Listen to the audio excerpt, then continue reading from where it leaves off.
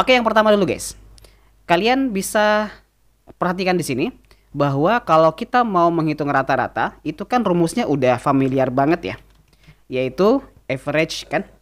Jadi kita cukup ketikkan saja AV sebenarnya ya, cukup AVER gini aja udah langsung muncul sugesti rumusnya.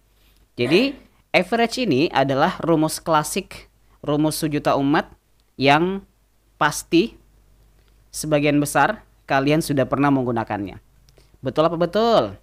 Kita langsung saja aktifkan dengan menekan tombol tab, lalu kita seleksi data mana yang pengen kita tampilkan dalam nilai rata-rata. Berarti nilai kan? Oke, kita blok. Lalu enter. Inilah rata-ratanya, 67,0. Didapat dari ini semua nih. Jadi ini kan kalau rata-rata itu begini rumusnya kan, rumus matematikanya. Jadi kita jumlahkan dulu semuanya. Kita ALT sama dengan ya di sini ya. ALT sama dengan salah. ALT sama dengan enter. Nah, 670 itu kita bagi dengan berapa jumlah item di sini? 1 2 3 4 5 6 7 8 9 10 ya. Nah, rata-rata kan begini ya, sama dengan ini dibagi 10. Hasilnya adalah 67 atau 67,0 sama aja. Cuman dia ada decimal place-nya saja di belakang. Oke? Cuman kan kalau kita mau lakukan cara manual kayak tadi, itu lama. Kita harus hitung dulu atau jumlahkan dulu, baru kita bagi dengan item yang tersedia atau item yang kita jumlahkan tadi. Maka dia dapat hasilnya 67. Kalau pakai rumus ini kan bisa langsung diseleksi aja kan area mana yang mau kita jadikan sebagai acuan untuk menampilkan rata-ratanya. Saya kira aman ya. Kita lanjut deh ke rumus average berikutnya. Namanya adalah average if. Ada if-nya di belakang.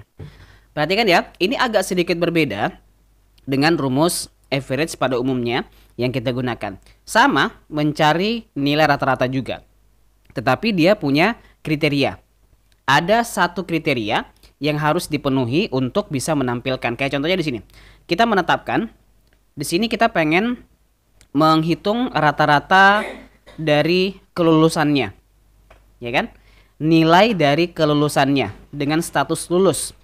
Artinya begini, kita mendapatkan data nilai-nilai ini, ya kan? Tapi kan itu gabung semua ya.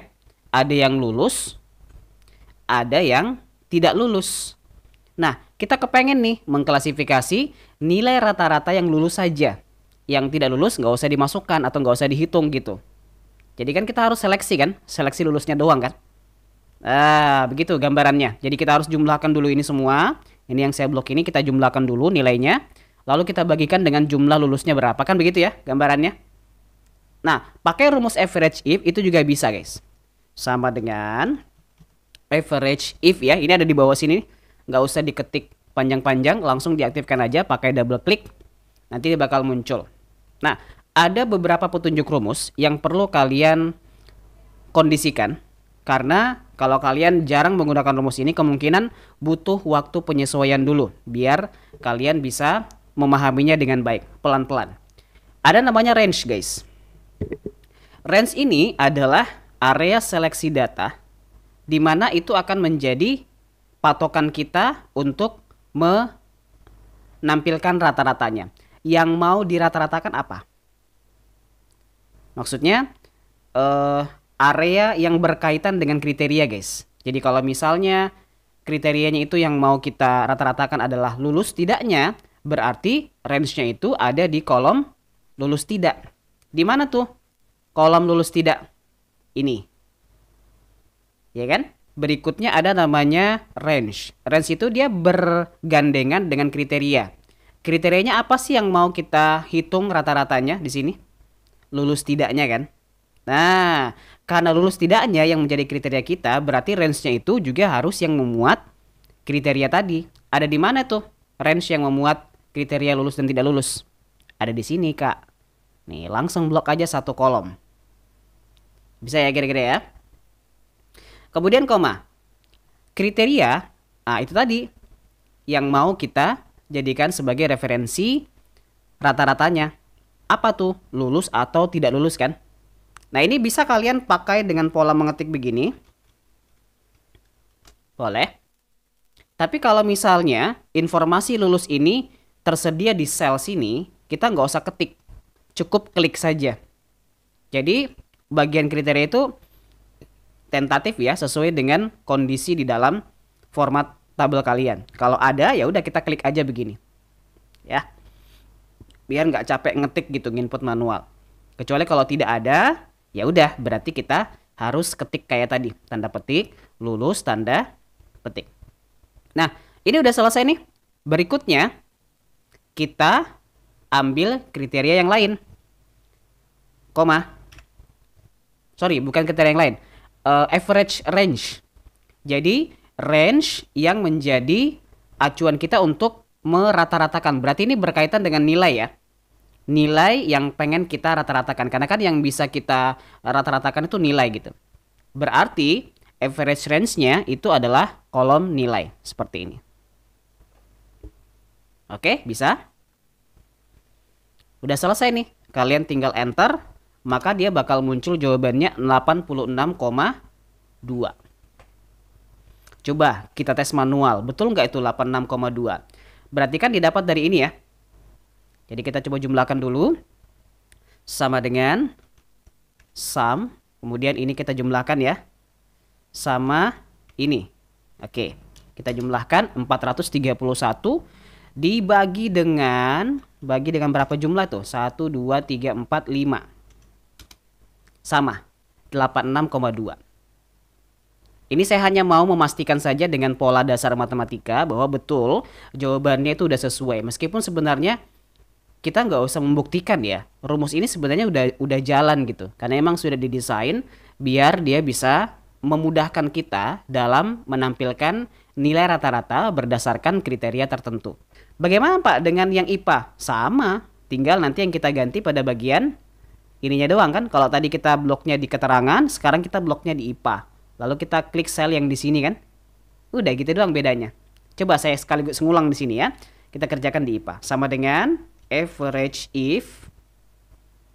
Kemudian kita blok range-nya. Berarti yang jurusan. Ya kan? Oke. Koma. Kriterianya adalah IPA yang ini. Koma lagi. Average range-nya adalah nilai satu kolom. Udah. Beres. Dia muncul tuh 65. Sama nggak sih Pak? Coba kita cari manual ya. Sum kita jumlahkan dulu yang ini kan. Yang tidak lulusnya. Sorry. Yang IPA-nya. Yang IPA kategori apa tadi? Oh, IPA-nya saja. Berarti bukan yang ini ya. Bukan yang ini. Yang IPA saja berarti ini. Ya kan?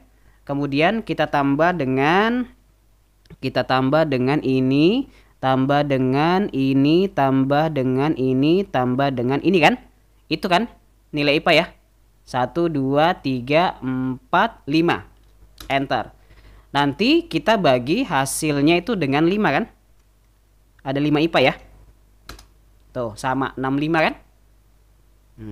65.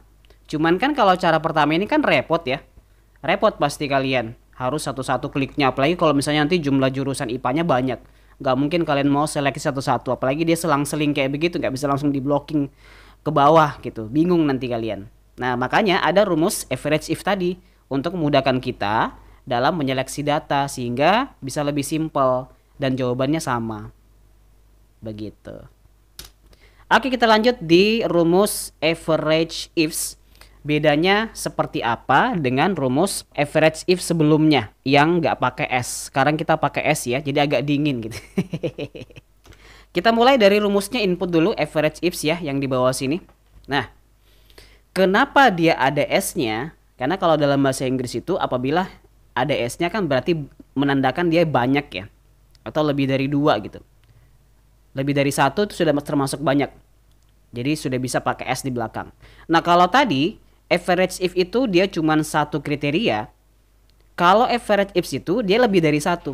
Bisa jadi 2, 3, 4 dan seterusnya. Makanya di sini sebutannya ada namanya kriteria range 1, kriteria 1, kriteria range 2, kriteria 2 dan seterusnya. Nanti kita bakal coba tampilkan pelan-pelan ya. Nah, untuk yang pertama ada yang disebut dengan average range.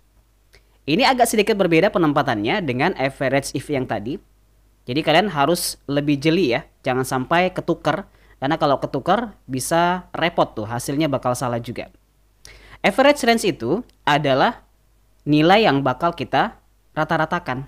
Kalau tadi di rumus average kan yang nilai ini dia bagian ujung kan, ujung sebelah kanan. Kalau ini enggak, dia di awal malah, di paling pertama. Itulah yang disebut dengan average range. Makanya penting bagi kita memahami istilah dalam white box rumusnya, biar kita bisa paham. Nggak hanya sekedar lihat urutannya, karena nanti yang terjadi bisa salah kayak tadi kan ketukar ya. Nah sekarang dia di depan nih, average range-nya. Setelah itu kita kunci. Nah ini beda dengan yang tadi. Kenapa yang tadi nggak dikunci Pak? Karena untuk yang tadi kebetulan kriterianya itu beda. Beda kriteria, beda range acuan. Makanya kita nggak kunci dan dia terdiri cuma dari satu sel. Kalau ini kenapa dikunci? Karena untuk kriteria 1 dan 2-nya itu sama. Bergantian ya. Ini kiri kanan bergantian dan nanti bisa kita duplikasi ke bawah. Semua yang diduplikasi ke bawah berarti harus dikunci. Biar nanti dia tidak bergeser dari seleksi data yang sudah kita blok tadi. Kuncinya pakai apa Pak? Pakai tombol F4 yang ada di keyboard. Jadi urutannya begini. Saya hapus dulu. Pada saat kalian ngeblok kolom nilai begini, setelah selesai ngeblok begini, lepas, lalu tekan satu kali tombol F4 di keyboard. Nah itu namanya ngunci. Urutannya dia pas gitu ya, nggak boleh dipisah dengan aktivitas lain. Pokoknya setelah diblok langsung F4 biar dia bisa terkunci. Jadi yang dimaksud dikunci adalah seleksi ini. Dia tidak akan bergeser ke bawah sini, sini, enggak. Karena dia sudah di lock ya dengan menambahkan simbol absolute dollar tadi. Oke. Kemudian setelah itu lanjut dengan koma. Ada yang disebut dengan kriteria range 1. Kriteria range 1 itu adalah yang menjadi kriteria pertamanya. Kan ada dua kriteria kan ini ditanyakan di sini ya, ada IPA, ada lulus, ya kan? Jadi kita diminta menghitung rata-rata jurusan IPA yang lulus, begitu maksudnya. Oke, karena dia ada dua kolom yang berbeda, ada kolom jurusan, ada kolom keterangan, berarti untuk kriteria range 1-nya kita boleh tentukan apa dulu nih? Ini yang pertama, lihat di sini nih. IPA. IPA dulu yang pertama kan? Sebelah kiri.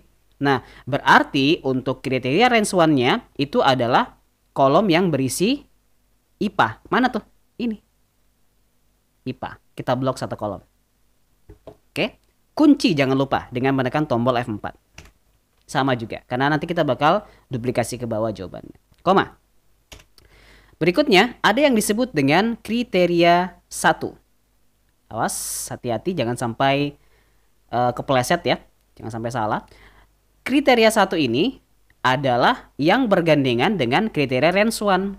Jadi karena tadi kita sudah menyeleksi kriteria range 1-nya itu adalah jurusan, maka untuk kriteria satunya juga harus jurusan. Mana jurusannya Pak? Ini IPA. Ada di soal kan? Klik aja. Jadi nggak usah diketik ya kalau memang disediakan dalam sel soal. Oke, udah terhubung ya antara kriteria range 1 dengan kriteria satunya. Lanjut. Koma. Ada lagi yang disebut dengan kriteria 2. Apa yang ditanyakan yang kedua? Lulus, ya kan? Kalau tadi IPA sudah kan? Sekarang lulusnya. Mana tuh? Area seleksi data lulus ini. Kolomnya di blok. Kita langsung lanjut ya. Sini kita blok. Oke. Nah, ini kita blok ya. Nah, kemudian kunci juga jangan lupa dengan menekan tombol F4. Agak sedikit panjang ke kanan, mudah-mudahan nggak kepotong tuh framenya. Kemudian setelah itu kalian lanjut dengan koma. Ada lagi yang disebut dengan kriteria 2. Jadi sama kayak tadi ya. Kalau tadi kriteria pertamanya itu kita langsung klik pada sel IPA, maka untuk kriteria keduanya juga kita klik pada sel sebelahnya, yaitu sel lulus. Ini nyambung nih antara range keterangan dengan sel lulus, itu dia ketemu gitu. Oke. Ini juga berlaku kalau misalnya ada pertanyaan yang meminta kalian melakukan perhitungan rata-rata dengan jumlah acuan atau jumlah kriteria lebih dari 2, kayak misalnya 3, 4, 5 dan seterusnya. Itu tinggal lanjut-lanjut saja. Kayak tadi tinggal diulang-ulang. Karena ini cuma ditanyakan 2 kriteria ya, IPA sama lulus, ya udah beres, selesai. Kita tinggal balas kurung kemudian enter. Tuh, dia bakal langsung menghitungkan. Jadi totalnya itu ada 92,5. Coba kita manual. Jadi yang dimaksud tuh yang ini guys, yang IPA dan lulus. Berarti kita tandai dulu ya. 1. Coba IPA lulus ya. 2 sama, oh nggak ada, cuma 2 doang ya. Cuma 2, yang 99 sama 86.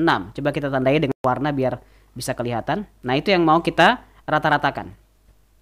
Sama dengan, kita jumlahkan ya, 99. Kok 99? Oh ya, ditambah 86. Oke, hasilnya 185 kan? Nah ini kita mau bagi lagi dengan 2 kan?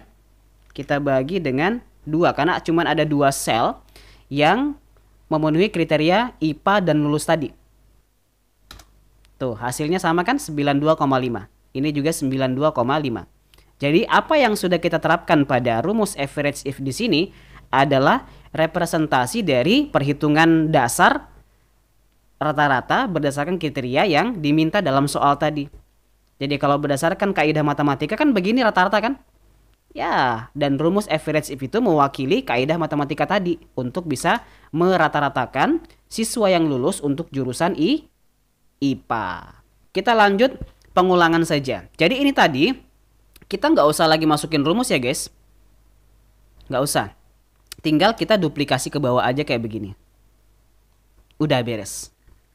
Dia langsung merata-ratakan sendiri yang IPS, jurusan IPS yang tidak lulus itu rata-ratanya 49,5. Coba kita cek ya, pelan-pelan. Berarti yang mana tuh? Kita tandai dengan warna merah deh ya. IPS mana? IPS yang tidak lulus ya. Coba perhatikan ini, petunjuknya IPS yang tidak lulus. Berarti yang ini, 1, 2. Oh ada 2. Ada 2 tuh, IPS yang tidak lulus, 2 orang. Nih. Oke. Coba saya tandai biar kelihatan tuh warna merah aja deh. Kita tandai dengan warna merah, kemudian fontnya kita ganti jadi warna putih biar kelihatan. Nah, jadi ini yang mau kita rata-ratakan sekarang. Coba kita tes di sini ya. Sama dengan ini, ya kan? Ditambah ini, ya kan? Nanti kita bagi dengan bagi dengan berapa? Jumlahnya 2 kan? Ini kita dalam kurung dulu. Dalam kurung dulu biar dia terpisah gitu ya. Terpisah. Hasilnya nanti kita bagi dengan 2. Hasilnya dapat 49,5. Oke? Sama kan? Sama. Jadi ini cara manualnya. Kita menghitung rata-rata. Ini cara otomatis pakai rumusnya. Dia muncul sama sesuai. Dan ini nanti akan ngebantu banget kalau kalian sudah punya data yang banyak. Apalagi kalau operator sekolah tuh, sekolah-sekolah SMP, SMA ya, atau bahkan mungkin SD untuk penilaian itu, mereka mau menampilkan rata-rata berdasarkan kriteria tertentu, boleh pakai rumus ini biar bisa menampilkan jawaban yang sesuai dengan rata-ratanya.